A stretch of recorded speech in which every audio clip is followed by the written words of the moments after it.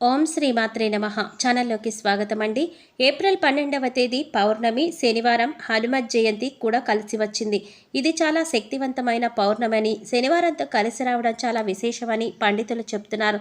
అయితే ఇంతటి శక్తివంతమైన రోజున ఆవు కనిపిస్తే ఇది ఒక్కటి తినిపించండి చాలు. అదృష్టలక్ష్మి మీ ఇంట తిష్ట వేస్తుంది. మీకున్న ఆర్థిక సమస్యలన్నీ తొలగిపోతాయి. మీ ఇంట ధన ధాన్యాలు అభివృద్ధి చెందుతాయి.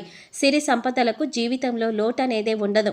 అయితే ఈ రాశివారు పౌర్ణమి రోజున ఆవు కనిపిస్తే ఏం తినిపించాలి, అలాగే ఈ పౌర్ణమి యొక్క ప్రత్యేకత ఏమిటి, ముఖ్యంగా ఈ రోజున గోపూజ చేయటం ద్వారా వీరి జీవితంలో ఎటువంటి ఫలితాలను పొందుతారు అనే విషయాల గురించి ఈ వీడియోలో మనం వివరంగా తెలుసుకుందాం.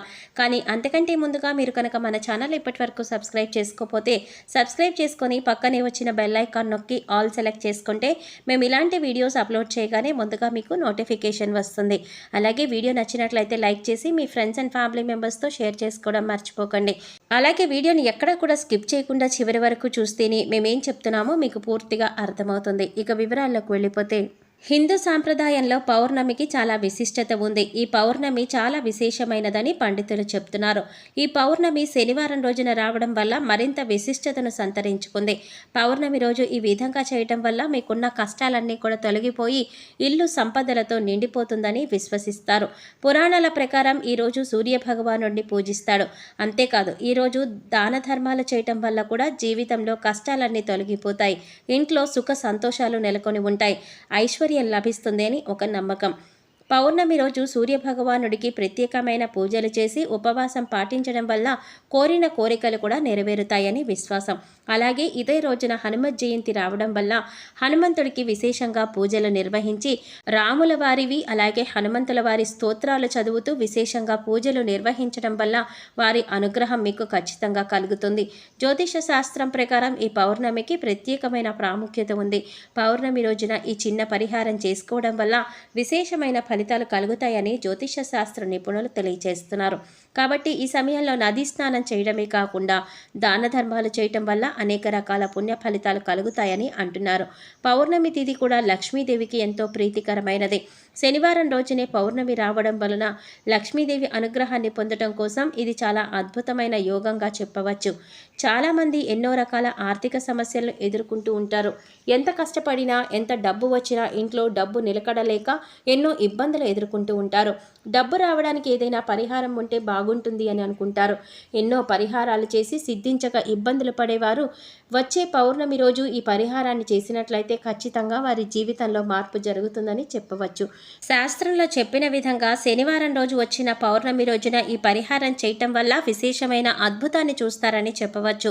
ఎంతో శక్తివంతమైన అలాగే మహిమాన్వితమైన ఈ పౌర్ణమి రోజున ఆవు కనిపిస్తే ఏం తినిపించాలి అనే విషయం గురించి చూసుకున్నట్లయితే, మన హిందూ సాంప్రదాయంలో ఆవులకు ఎంతో విశిష్టత ఉంది. ఆవులో సకల దేవతలు ఉంటారని పురాణాలు చెప్తున్నాయి. అలాగే పురాణ కాలం నుంచి ఆవులను పూజిస్తూ ఉన్నాము.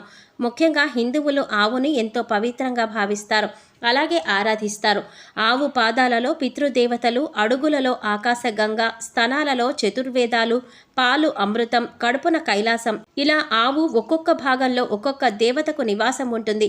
అందుకే గోమాతకు ప్రదక్షిణం చేస్తే సకల దేవతలకు ప్రదక్షిణం చేసినంత ఫలితం వస్తుంది. ఆవు కొమ్ముల మూలంలో బ్రహ్మ విష్ణువులు నివసిస్తారు. శిరస్సున మధ్య భాగంలో శంకరుడు కొలువై ఉంటాడు. ఈ జగత్తులో గో సంపదకు సమానమైన ధన సంపద ఉండదని పురాణాలు చెప్తున్నాయి. చతుర్వేదాలలోనూ అలాగే హిందూ ధర్మ శాస్త్రాలైన రామాయణం, భాగవతం, భారతం వంటి పవిత్ర గ్రంథాలలో కూడా ఈ మహిమ అసాధారణమైనదిగా అభివర్ణించారు.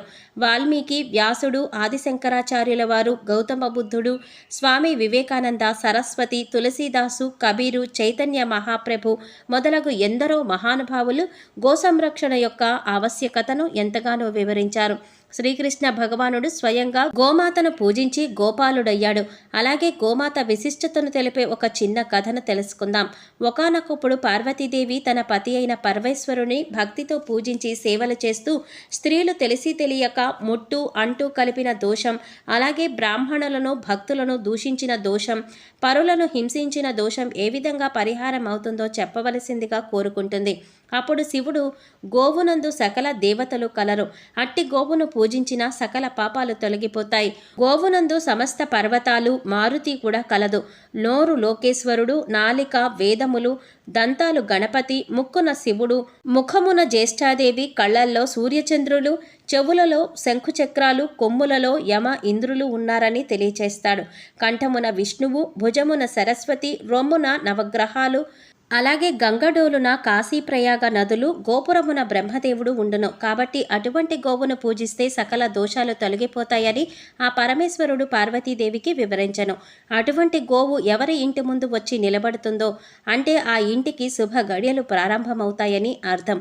అలాగే సకల దేవతల యొక్క ఆశీస్సులు మీ సొంతం కాబోతున్నాయని, జీవితంలో శుభవార్తలు వింటారని, సాక్షాత్తు లక్ష్మీ స్వరూపమైన ఆ గోమాత మీ ఇంటికి ముందు వచ్చి నిలబడితే ఆ గోమాత కనిపించినప్పుడు మనస్ఫూర్తిగా నమస్కారం చేసుకోండి.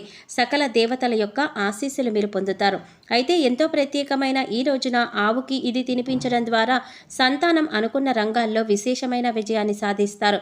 అలాగే సంతానం, ఆరోగ్యం, ఐశ్వర్యం, అదృష్టం కలిసి వస్తుంది. కాబట్టి ఈ రోజున ఉదయాన్నే నిద్రలేచి ఇల్లంతా శుభ్రం చేసుకొని తలస్నానం చేసి ఇల్లంతా ధూపాన్ని వేయాలి. అలాగే ఈ రోజున అమ్మవారికి ఇష్టమైన నైవేద్యాన్ని సమర్పించండి. అలాగే ఇంట్లో దీపారాధన చేసి ఓం నందికేశ్వరాయ నమః అనే నామాన్ని 21 సార్లు లేదా 54 సార్లు లేదా 18 సార్లు చదువుకోవాలి. ఈ విధంగా చదువుకోవడం వల్ల నందీశ్వరుడు అనుగ్రహంతో ఆత్మస్థైర్యం మీకు పెరుగుతుంది. గోవు నుండి లభించే పాలు, పెరుగు, నెయ్యి, పేడ, మూత్రాలలో ఎన్నో ఔషధ గుణాలు ఉన్నాయని ప్రతీతి. గోవు పాలు, పెరుగు, నెయ్యి వీటి యొక్క పోషక విలువలు, ఆరోగ్య గుణాలు అందరికీ తెలిసిందే. తల్లుల వద్ద పాలు లేని చిన్నపిల్లలకు ఆవు పాలు ఆరోగ్యాన్నిస్తాయి. పూజా పునస్కారాలలో ఆవు ప్రాశస్త్యం తెలియని వారు ఉండరు. అలాగే ఆవు పేడతో పూజాస్థలంలో అలికి ముగ్గు పెట్టి పూజా కార్యక్రమం మొదలు పెడతారు. హిందువుల ఆచారం ప్రకారం సకల దోష నివారణకు గోపంచకాన్ని ఇంటా బయట చల్లుతారు. పౌర్ణమి రోజు గోసేవ చేస్తే మహాపాపాలు తొలగిపోతాయి. సంధ్యా సమయంలో గోసేవ చేయటం వల్ల ఆ మహాలక్ష్మీదేవి అనుగ్రహాన్ని పొందుతారు. గోవును ఎవరైతే మనస్ఫూర్తిగా పూజించి గోసేవ చేస్తారో వారికి 3 తరాల పితృదేవతల అనుగ్రహం కలుగుతుంది. గోవుకు 5 సార్లు ప్రదక్షిణ చేసినట్లయితే భూప్రదక్షిణతో సమానం. మొదటిసారిగా క్షీరసాగర మథనంలో కామధేనువు అనే ఆవు ఉద్భవించింది. కామధేనువు అనగా కోరిన కోరికలు తీర్చే ఆవు అని అర్థం.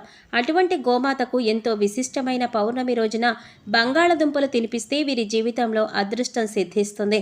సంతానం విశేషమైన వృద్ధిని సాధిస్తారు. ఆర్థిక బాధలు తొలగిపోతాయి. ఐశ్వర్యవంతులవుతారు. ఈ రోజున గోశాలకు వెళ్లి గోసేవ చేసి గోమాతను పూజించాలి. తర్వాత గోప్రదక్షిణ చేసి పశుగ్రాసము తినిపించాలి.